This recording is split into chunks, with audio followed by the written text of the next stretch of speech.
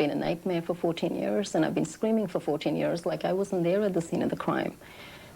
Amina Chaudhry was just 20 years old when the prison door slammed behind her. Locked away for killing a 9-year-old schoolboy. At her trial, she says her lawyer told her she'd be going home to her child as soon as the jury found her not guilty. He said to me, 100%, there is nothing, no proof whatsoever that can convict you today. I mean, my apartment was fully furnished, and my little boy, 17-month-old little boy, was with the babysitter. And they said 25, no parole. Amina Chaudhry has said she's innocent since day one, and there's reason to believe she may be telling the truth.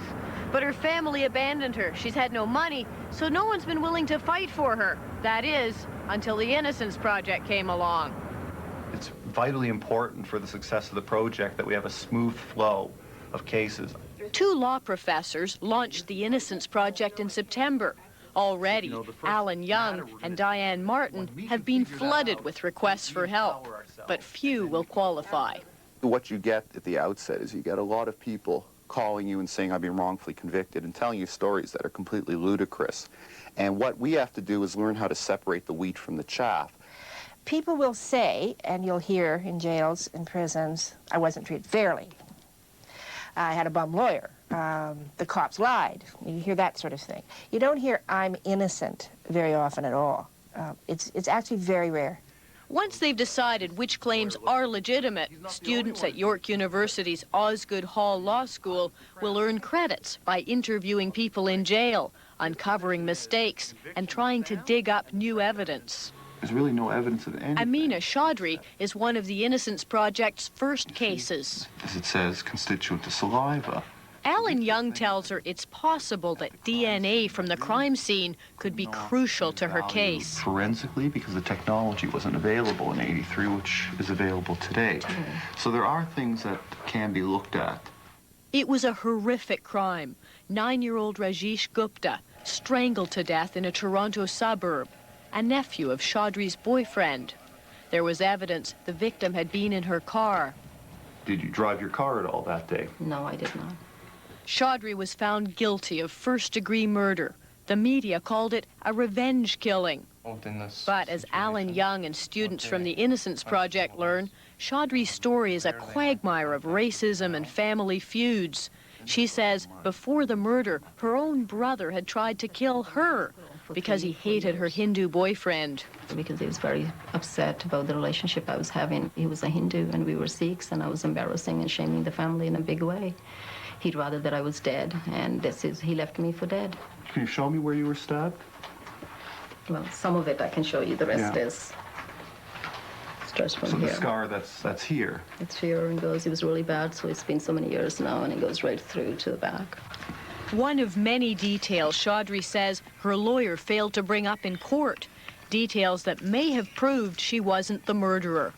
It's funny, there was no mention in the materials about your case that any medical records were introduced. I don't know why. We say that the most important maxim in criminal law is that it's better that 10 guilty men go free than 1 innocent man be convicted.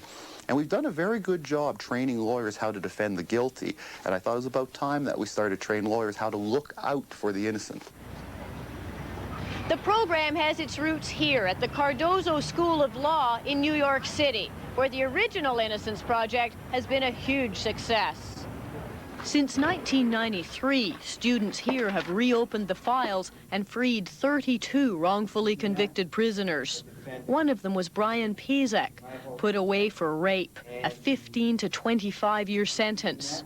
But after 4 years in an Ohio prison, DNA proved he couldn't have done it.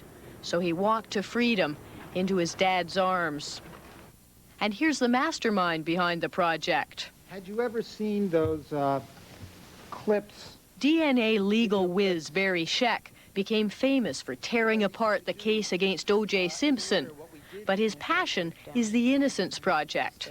When one becomes a lawyer, if you have one case in your lifetime where you could correct an injustice, one would feel my entire career as a lawyer has been worthwhile. There is no greater satisfaction one can have in this profession than participating in that process. Here's a troubling FBI statistic. In the U.S., 1/4 of rape suspects, positively identified by eyewitnesses, were later exonerated by DNA. So that means prior to 1984, when DNA really wasn't in existence, 1/4 of all rape suspects could have been wrongfully identified by eyewitnesses. That's very unsettling. Oh, very unsettling, and I'd like to think that Canada is not subject to the same problems that we find in the American justice system. But why would it be different? No, there's no reason to be optimistic. Especially in light of monumental Canadian mistakes, the botched rape and murder trials of David Milgaard and Guy Paul Morin. And as Morin found out, freedom is worth nothing if people still think you're guilty. That's what it really comes down to, because without the acceptance of public, life is pretty rough out there. Grab a seat. Students Jennifer Strasberg and Ben Moss are about to learn exactly what that means.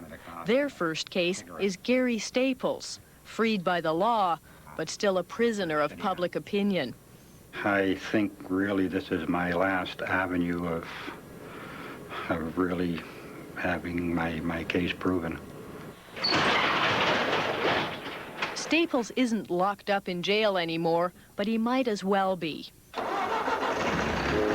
The part-time mechanic from Dunnville, Ontario, lives like a hermit on a dead-end road outside town in order to escape the vicious local gossip. As far as people were concerned, I was a murderer. Staples was convicted in 1971 for killing a cab driver and sentenced to life in prison. The next day was the 23rd is when I was convicted. He served 20 months in the Kingston pen. Then new evidence showed he couldn't have been at the murder scene. He was acquitted in a second trial and released. But to this day, some people in his hometown still refuse to believe he's innocent. A living hell. That's what my life is. A life he wouldn't wish on anybody.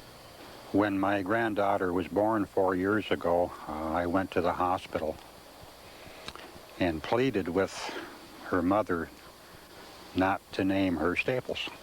I didn't want her growing up with my name and having people make her life miserable because she was my granddaughter. If Ben Moss and Jennifer Strasberg succeed, new tests on long-forgotten evidence will finally set Staples free, prove he's innocent beyond the shadow of a doubt. It's really personal to you, and I guess it's just, I don't know, I guess I'd like to just help out, and It's been my life for the last 26 years, 27 years when it all started. And maybe we can help each other. It could take up to 2 years for the Innocence Project to resolve its first cases. So you were very optimistic that the trial would... I was going home. In the meantime, Amina Chaudhry has a dilemma. Next year, she has a chance at parole. But in order to qualify, she would have to say she's guilty. Because if you don't admit guilt, they take it as an indication you're not remorseful. And if you're not remorseful, they think you're a danger to the public.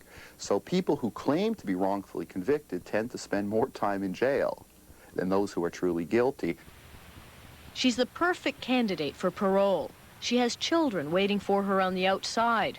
And her time in jail hasn't been totally wasted. She's earned 2 university degrees.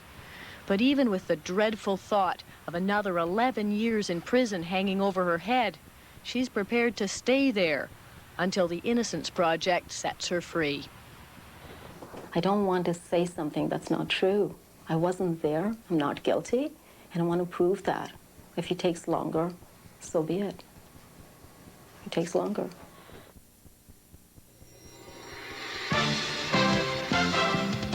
$2,000 for the brakes?